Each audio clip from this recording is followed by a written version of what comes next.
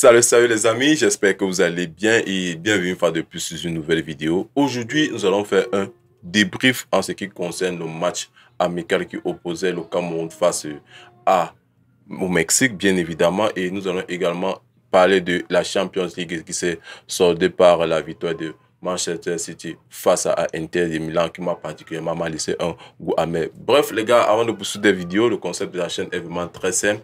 Si vous êtes nouveau sur la chaîne, je vous invite à vous abonner, à liker, c'est vraiment très important. Ça permet de mettre la chaîne en avant de référencement. Vous partagez, vous activez la cloche de notification pour ne rater aucune de mes prochaines vidéos et vous me donnez vos avis par rapport aux propos dits dans cette vidéo. Nous allons d'abord commencer par le cas de la Champions League. Moi particulièrement, c'était un match qui avait beaucoup d'enjeux et moi particulièrement, je savais que c'était un match qui était vraiment très difficile pour la simple pourquoi les deux équipes avaient un style de jeu vraiment différent. Ça, c'était la première des choses. City venait en tant que favori. Inter acceptait de jouer sur la domination des Citizens, entre guillemets. C'est vrai que je cherchais le mot de Citizen dans ma tête, je n'arrivais pas à répéter cela, mais qu'à cela ne tienne, moi, j'ai apprécié l'effort pratiqué par tous ces gars, pour tous les intéressés, bien évidemment, surtout André Onana, étant donné qu'il représente le 237. Le gars a fait une très belle performance. Il faudrait s'arrêter pour un début. Je pense que il s'est donné à fond, il s'est donné corps et âme. Il était plus concentré. Comme on dit souvent, durant une compétition ou durant un match, il faudrait juste une petite erreur pour pouvoir vous punir. Et cette erreur les a coûté vraiment, entre guillemets, et par la malchance des avances encore aujourd'hui qui n'étaient pas vraiment au rendez-vous. Lucas Martinez et Lukaku, vraiment, ce n'était pas de toute chance avec eux à leur tête, étant donné qu'ils avaient beaucoup d'occasions de but concurremment à City. Mais comme on dit souvent, ce n'était pas leur jeu de chance, ce n'était pas leur jeu d'avoir cette Champions League. Et d'une part, je félicite Citizen depuis la création de la Champions League. Aujourd'hui, nous sommes à l'ère 2023. Ils n'avaient jamais remporté une Champions League. Ça va vraiment droit au cœur, surtout du côté de Pep Guardiola, que depuis pratiquement 12 ans, il n'a pas eu de Champions League depuis que Yaya Touré et Samuel Eto'o, entre guillemets, lui ont envoyé des propos un peu déplacés. Je me suis dit que tiens, étant donné qu'il y a déjà eu un accord entre ces gars-là, je pense qu'il était sûr de prendre sa Champions League cette année. Et j'étais vraiment dégoûté pour la simple raison que quoi, André Onana avait droit de prendre cette Champions League. Il faudrait qu'on se dise les vérités, on avait de prendre. Et je me suis rappelé une fois de plus que André Onana a décidé de jouer comme il se doit. André Onana ne sort plus trop de ces cases depuis quelques matchs que j'ai regardé à Inter de Milan. Il ne sort plus de ces cases. Je ne sais pas si beaucoup d'entre vous l'ont constaté. Moi, particulièrement, c'est vrai que je n'ai pas balle au pied. Oui, balle au pied, mais il ne sort pas trop de sa surface de respiration. C'est quelques minutes, quelques mégots de temps qu'il a décidé de sortir de sa surface de réparation.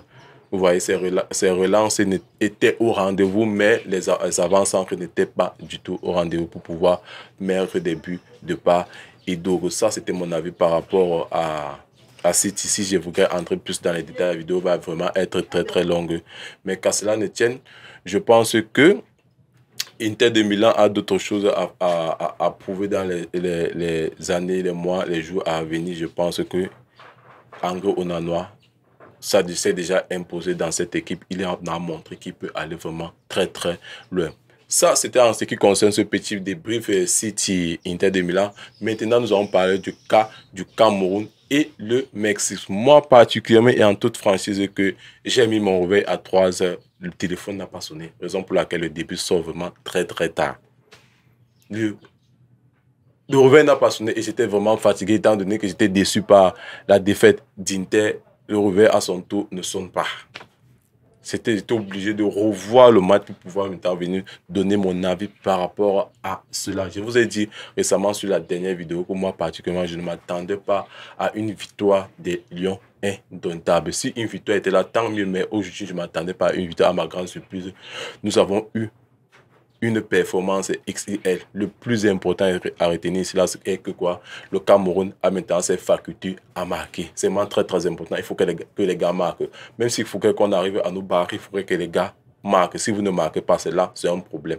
Les gars marquent. C'est ce que moi, particulièrement, j'ai beaucoup plus retenu ce fait de pouvoir marquer. Une fois de plus, nous avons un Toko Ekambi qui a eu une saison vraiment en dents de scie, qui a joué en tant que patron durant cette rencontre aussi. Il a pris ses responsabilités en charge. C'est vrai qu'il n'était pas le capitaine, mais moi particulièrement, j'ai vu en lui, durant cette rencontre, un capitaine, un gars qui voulait vraiment s'imposer.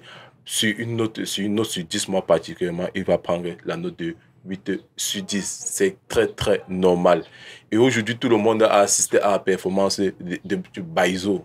Baizo qui a délivré une passe décisive mais qui ne s'est pas transcendé par un but, étant donné que quoi, Mominga Male n'a pas pu mettre cela dans les fonds du filet. Je pense que c'est lui qui a eu la mauvaise moyenne durant cette rencontre-là. La mauvaise moyenne durant cette rencontre.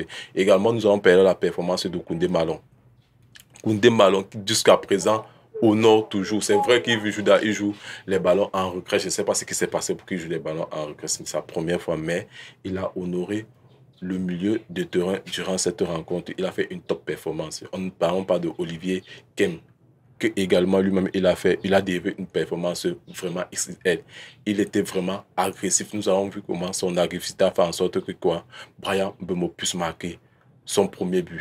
Bryan Mbeumo lance son compteur but en sélection, malgré que c'est un match amical. On aurait souhaité que ça soit vraiment un match officiel, mais Bryan Mbeumo ouvre son compteur but. Je ne vais pas vous mentir que le gars là a l'avenir, et c'est vrai qu'il a fait une top performance à Brentford. Je ne vais pas vous mentir que il a pris confiance, il va marquer. Ça, c'est ce qui est sûr, il va marquer. Moi, particulièrement, je suis vraiment très, très ravi de sa performance. En ce qui concerne maintenant la défense, Oumar Gonzalez, top performance de sa part. C'est vrai qu'en club, ce n'est pas ça. Beaucoup d'entre vous disent qu'il joue bien à l'Ajax. C'est vrai que l'Ajax est relégué en Ligue 2, mais particulièrement aujourd'hui, je l'ai apprécié dans son grand jeu. Il a fait une top performance. C'est vrai qu'il y a quelques déchets d'un Koulou. Il faudrait qu'on se dise la vérité. Il y a quelques déchets d'un Koulou.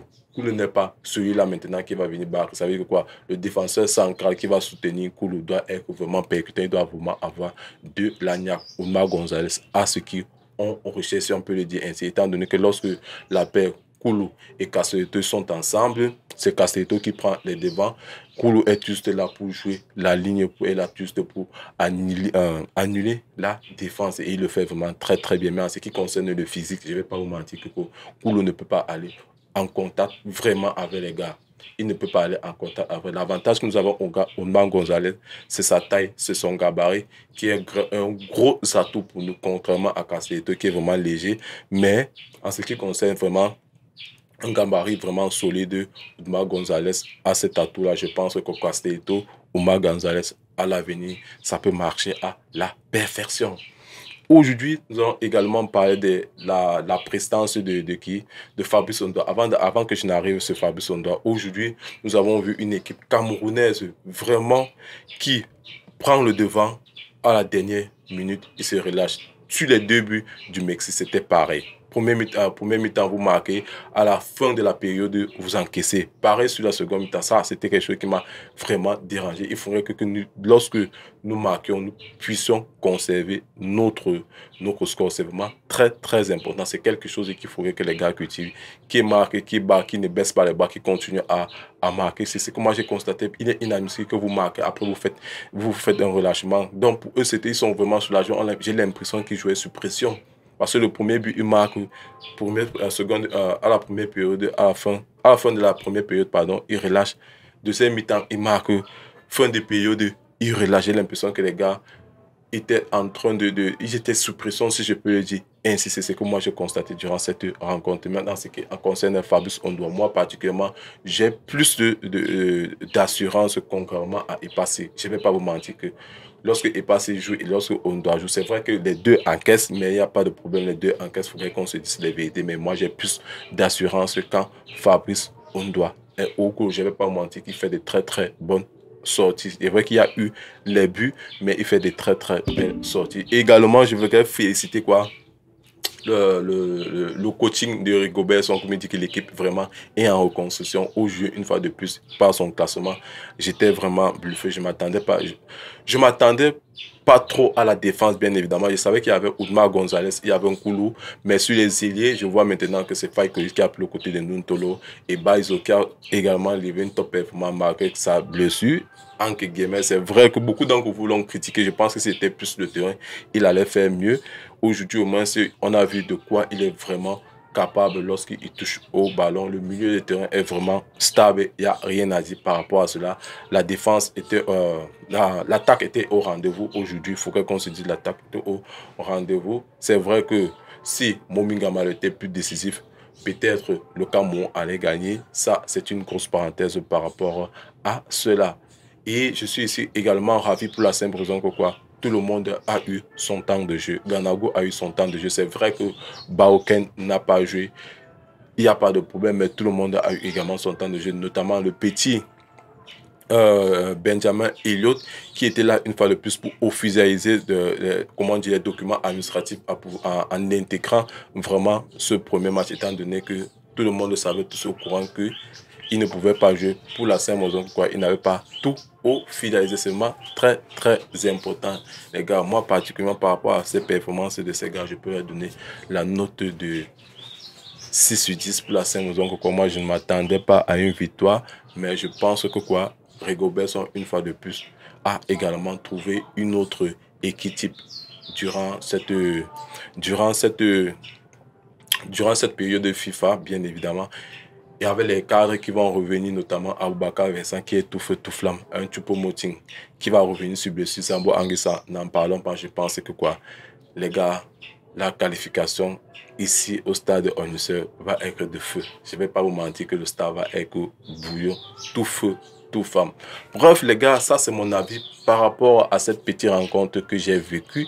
Je ne vais pas vous mentir que quand tu vois le match, tu te dis que tiens, tu avais dans la vie les deux et autres, mais ça a un petit goût. Je suis vraiment très content. Ça nous permet une fois de plus de gagner des points au classement FIFA. C'est vraiment très important. Ça va nous permettre de gagner 4-5 points, voire peut-être entrer dans les top 5 des pays africains. C'est vrai que le classement FIFA ne dit absolument rien, mais c'est quand même un gros avantage pour nous. Les gars, je vais vous laisser. Ça, c'était mon avis personnel. Ça, c'était mon ressenti durant cette rencontre aussi là. Si vous avez aimé la vidéo, et entre guillemets, si peut-être Anko Onana pouvait venir et Fabrice Ondoa, pour que ces deux-là s'entendent et viennent en national.